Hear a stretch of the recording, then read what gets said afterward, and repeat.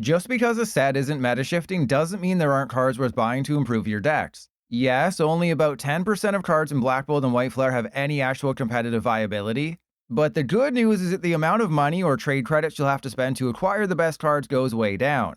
Especially when you can't even craft the hyper rare versions of these cards on Pokemon TCG Live until January 2026. While we're still waiting for the official releases of Black Bolt and White Flare on July 17th in TCG Live, YouTubers have already begun opening packs. As a result, we've been given a fairly clear picture of the card list for both. Although I've yet to see some of the cards, I'm confident that the main set lists are accurate. And oddly, the Pokemon Company International has made a couple of changes from the Japanese set list. In Black Bolt, the Kling and Braviary lines are in, while White Flare sees the Chandelure and Mandibuzz lines. So like that party I went to with my ex-wife a few years back, they swapped them. I did my best to track which cards are rares, though it appears to be the usual suspects with legendaries and popular Pokemon getting the holo treatment. And don't worry, I'm not going to rant about how many of these cards are completely useless competitively. I'm just going to focus on the cards you need to add to your collection. Since there's so few, let's start with the trainers. On the Black Bolt side, Air Balloon is the first thing you should be crafting, assuming you don't already own the Sword and Shield base set version. The second thing is Prism Energy, which is another reprint, this time from the Black and White days. For Air Balloon, the effect is simple yet powerful. Attach it to a Pokemon, now its retreat cost is 2 less. This is an immediate improvement over Rescue Board, effectively making the skateboard useless. As for who can use it, well, if PTCGL had a way to filter by retreat cost, I could show you a list of everyone with 2 or fewer retreat cost. But that technology only existed in PTCGO and the Card Decks app, both of which were shut down for PTCGL. Don't worry though, Limitless is amazing and told me that Golden Go, Zekrom, Ho-Oh, Thwackey, Revavroom, and so much more can now have free retreat. Air Balloon also opens up the possibility of removing Latias EX from your basic heavy decks, though I still think it's worth keeping it in there. Speaking of basic heavy decks, that's the only place where Prism Energy fits. If you're playing Ho-Oh Armarouge or a basic deck with Monkey-Dory like Hopzation, Prism Energy replaces Luminous Energy. Attach Prism to a basic Pokemon provides one of every type of energy. The benefit over Luminous is that you can attach 2 Prism Energy to the same basic and they're both still a Rainbow Energy. The downside obviously is that it only works on basic, so someone like Dragapult EX won't be able to take advantage of it. Still, get 4 and see if maybe Ho-Oh Armarouge finally lives up to its potential. Then there's Fennel. While yes, it's better than Saguaro and can be used under item lock, Yogi Bear's favorite card is still your best healing option. Pignite Basket heals 30 damage from every Pokemon, not just your own, which is actually a good thing in this day and age because it hurts their Monkey-Dory Frostlass plays. So I say skip Fennel and instead eat your carrots, because good eyesight is required to continue watching my videos. End's plan is also a miss. It's basically just Poppy moving up to 2 basic or special energy from your bench Pokemon to your active. The benefit of N over Poppy is that it can take the energy from 2 different sources. Except when's the last time you saw somebody use Poppy? Yeah, that should tell you how much play N's plan is going to see.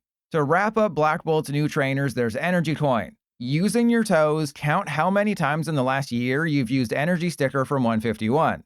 Got it? Okay, now imagine if you had to flip 2 heads for every Energy Sticker to work instead of 1. That's Energy Coin, which isn't an Oreo cookie despite what you may think upon first glance. So yeah, no one's going to actually try Energy Coin, aside from those of us with brain damage who are also known as Pokemon TCG Live players. The rest of the trainers on this side are a reprint of Pokegear, a new art for Professor's research that doesn't reset the legality so it's still going to rotate in March, and Antique Cover Fossil for Tortuga. What's weird is that the cover fossil is from the H block, but Tortuga is I block, meaning there's a chance we just can't evolve into Tortuga in Standard in a couple of years. Moving over to White Flare, things are considerably better. Hilda joins Arven, Jacques, and Brock Scouting as supporter cards that help you play the game while under item lock, grabbing an evolution and an energy. Up until now, we really only had to worry about Badoo item locking, but with Jellicent EX ruining things even further, supporter-based search will be even more important than before. Probably the place where Hilda helps out the most is with Dragapult EX. Now you can run Neo Upper Energy instead of Sparkling Crystal for a more aggressive build, as the Crystal can now be Tool Scrappered. Plus, it's a lot easier to find Luminous Energy thanks to Hilda, opening up faster Monkey-Dory plays. Another energy Hilda can find is Ignition Energy. There's a lot of utility for this card, and since it only costs 100 trade credits each, you should get 4. Attach it to an evolution Pokemon, it provides 3 colorless energy. The only downside is that you have to discard it at the end of your turn. Personally, I'm most excited for the return of Wugtrio. but it also enables the new Zoroark to easily copy your opponent's active without having to rely on reversal energy. Ignition Energy's also helped revive Meowscarada EX, so for the footful of people out there who've been waiting to play with their hairy cat again, I've got some great news. Continuing the streak of strong White Flare trainers, we have Brave Bangle. Attach it to a non-EX Pokemon, now its attacks deal 30 extra damage to EX Pokemon. This means single prize decks can ditch Defiance Band and always get that boost. I've covered Brave Bangle quite a bit recently, but in case you've forgotten, Typhlosion, Dipplin, and Roaring Moon all have the best use for it. With Typhlosion now able to deal 320 damage and one-shot Dragapult thanks to the Bangle plus the Victini. Something that can destroy Brave Bangle is Tool Scrapper. A double reprint since it existed in the Black and White and Sword and Shield days, Tool Scrapper discards up to 2 tools in play. While it might not happen often, don't forget that you can also remove your own tools, whether that's to put a better one in play or to thin your hand. We could argue all day about which toe is the nicest, we all know it's the big one, and when we're done, we could have a civilized discussion about the pros and cons of Tool Scrapper versus Jamming Tower. Whichever side you land on, you can't ignore the fact that Tool Scrapper's mere existence makes Sparkling Crystal and Hero's Cape much worse A-spec options. And that's a good thing until you realize I told Dragapult players how to get around that obstacle not 2 minutes earlier. Then we have the trainer cards to avoid in White Flare. Clown or Harley Twin or whatever they call it in English is just a worse Lucian, which is a worse Iono. Charon is your typical draw 3 rival supporter that no one uses. Energy Retrieval is getting a reprint, and Antique Plume Fossil allows Archon to evolve. Obviously, if you're planning on using an Archeops deck, you need some of these fossils, but otherwise they can be tossed aside. Ultimately, of the 16 trainers in Black Bolt and White Flare, just 6 are worth paying attention to. And you might already have copies of Air Balloon, Prism Energy, and Tool Scrapper in your collection. On the Black Bolt side for Pokemon EX, you absolutely want 2 copies of Zekrom EX. It's Miraidon's new heavy hitter and absolutely necessary for the deck to take consistent wins. And getting it powered up is easy thanks to Electric Generator, Eelektrik, and Magneton. Unfortunately, it sucks at the start of a game, dealing just 130 damage for 3 energy. So you still want to use Iron Hands as your initial attacker. But once they've taken 2 prizes, Zekrom's dealing 230 damage. Then 330 if they take 2 more, as Voltage Burst does 130 base damage plus 50 more for each prize card they've taken. So if you can get them down to 1 prize using, say, Magneton's abilities, Zekrom's dealing a massive 380 damage for 3 energy. That's enough to take down a freaking Mega Venusaur EX when it comes out in September. Just like Zekrom, you want 2 copies of Genesect EX. If you're a Golden Go player, this card instantly makes your deck better. Plop it down with a Nest Ball, use its ability to grab 2 Metal Evolution Pokemon.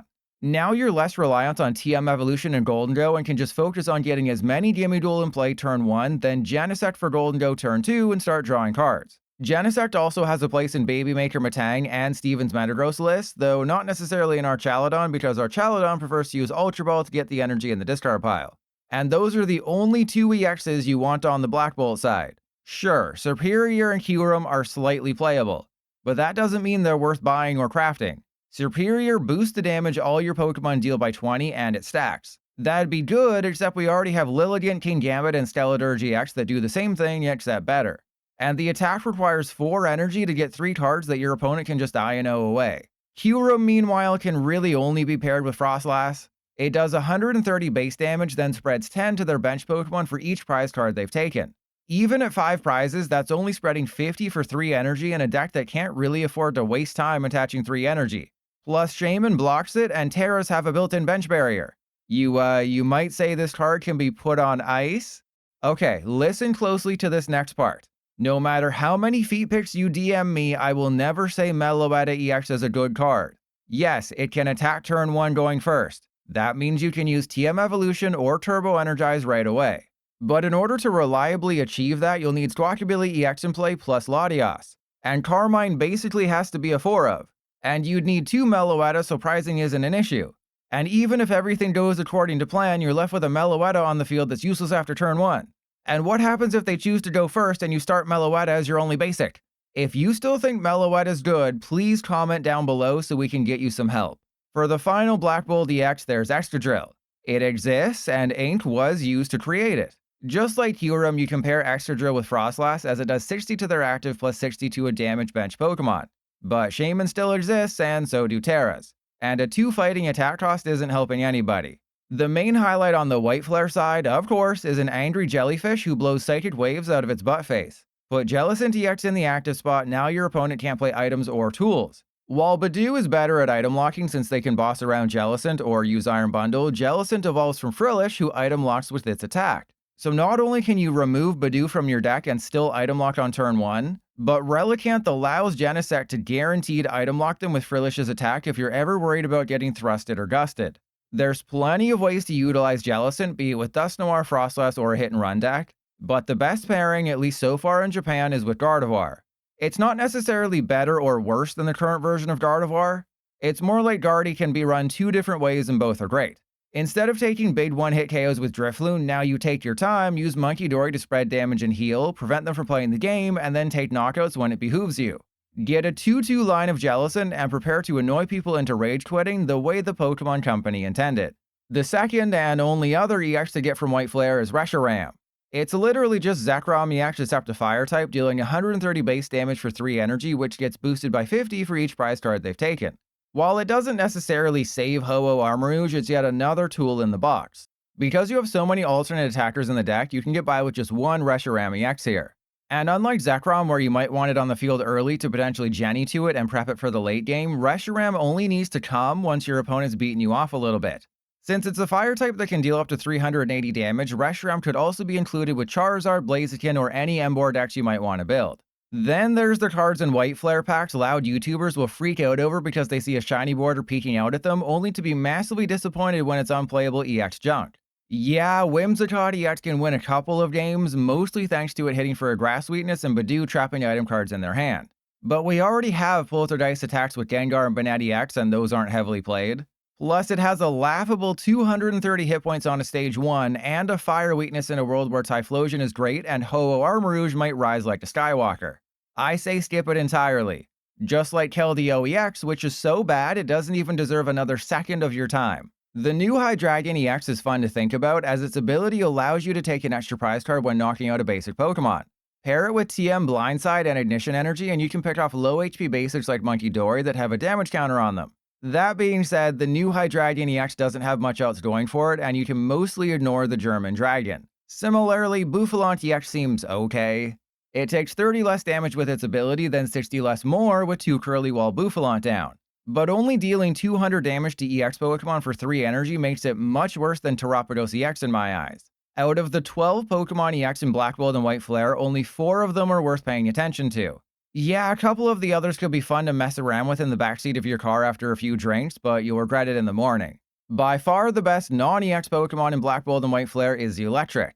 Because the Pokemon Company enjoys trolling us, you can't use your old Eelektrik art from Noble Victories. That's because they added the word basic to the ability name for Black Gold Eelektrik, whereas the black and white one is missing it. So thanks to that one word, all those old copies are completely useless. Aside from that annoyance, the card is great. Just like the Flaffy we lost not too long ago, Eelektrik accelerates a lightning energy from the discard pile to one of your bench Pokemon. Put a 2-2 line in your Miraidon deck, power up all your attackers, and smile when you realize that Miraidon's back, baby.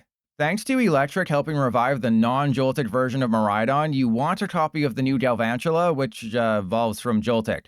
Whatever, it makes sense in my brain.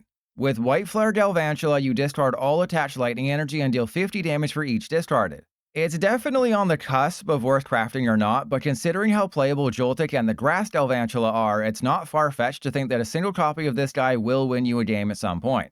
Another energy accelerator, we have Emboar. Featuring the same ability as Baxcalibur except a fire type, Emboar can flood the field with energy. Unfortunately, it's not as good as its water counterpart, due in large part to Chen Pao.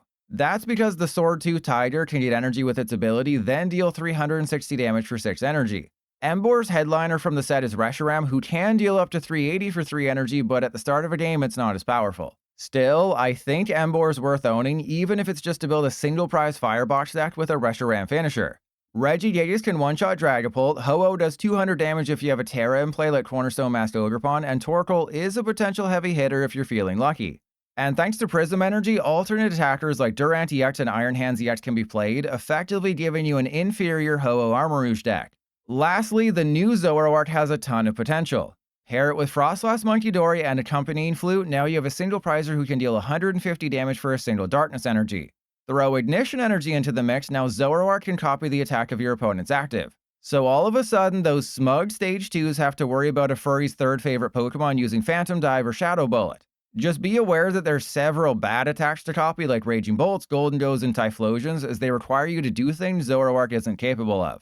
For a set with 172 cards, that's kind of it when it comes to anything worthwhile. Of course, there's plenty of cards living on the cerule edge of playability, including Reuniclus, who I believe in. Not only can it evolve all of your Pokemon, but it does 40 base damage plus 40 more for each evolution Pokemon you have in play. Even without Area 0, that's 280 for a single energy. Mamoswine EX may have a higher damage output, but that requires 2 fighting, whereas Reuniclus is almost self-sufficient. Another card with a good chance to see play is Tortuga. Despite not seeing success in Japan, this thing's a stronger Trashalanch Garbodor from the Sun and Moon days, dealing 30 damage times the number of items in your opponent's discard pile.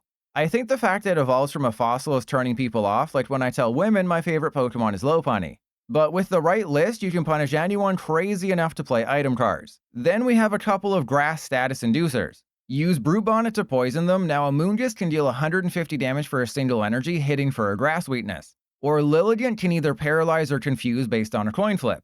You'll have to pair Lilligant with Frostlass Munkidori to have a chance, but a guaranteed status effect isn't horrible. Some Charizard decks in Japan are choosing to run the new Victini over Chi-Yu.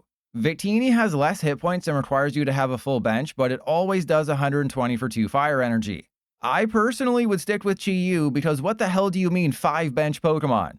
Volcarona burns your opponent's active by discarding a fire energy. This can definitely help boost damage in your fire decks, but Volcanion EX already does it on a basic if it's in the active.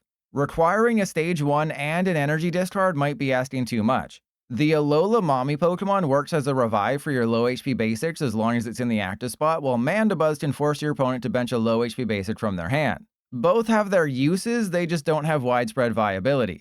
Just like Elgyem. For a single Psychic Energy, you can move an energy from your opponent's active to another one of their Pokemon. Pair it with Handheld Fan and you can punish decks for only running a footful of energy. I probably should have included Timburr in the must-own section because it's an immediate replacement for the 80 hit point Timburr currently in Standard. Get 4, add 4 Puff into your Conkeldurr deck, and be stoked with another playable road deck in your arsenal. For some Stage 2s with promise, Haxorus 1-hit KOs basics for a Reversal Energy. That's probably not good on its own, but perfect for a Slowking deck. Vanillux can paralyze them for a Reversal Energy if your coin flip luck is 50%, and Samurott is just a worse Wailord if you're building a single prize Excalibur deck. Cofagrigus moves all damage counters from one of your bench Pokemon to one of your opponent's Pokemon, all for a Psychic and a Colorless. Have a beefy dude take a hit like Steven's Metagross EX, retreat it, then go crazy picking off whoever you want. Or you can annoy your opponent with Gothitelle, who forces them to shuffle draw 3 when it's in the active. Retreat Gothitelle with Air Balloon, then attack with someone like Jellicent to make them hate life. Lastly, Archeops. Unlike TMD Evolution that's an attack, Archeops devolves them with an ability, it just has to be in the active. Then you can Iono their evolution away, potentially forcing concedes. We won't know the new Battle Pass free decks for Black Bolt and White Flare on TCG Live until July 10th, but I think it's a safe bet they'll feature Reshiram EX and Zekrom EX. If so, expect the crafting cost to go way down. Until we know for sure though, set aside just under 9,000 trade credits for all the best cards in Black Bolt and White Flare. I said off the top that there's 17 playable cards in the sets. If you remove pre-evolutions that only exist because they have to, there's actually only 16. And if you remove reprints, there's 13. Basically, and this goes for pretty much every set, buying singles is a lot smarter than buying packs.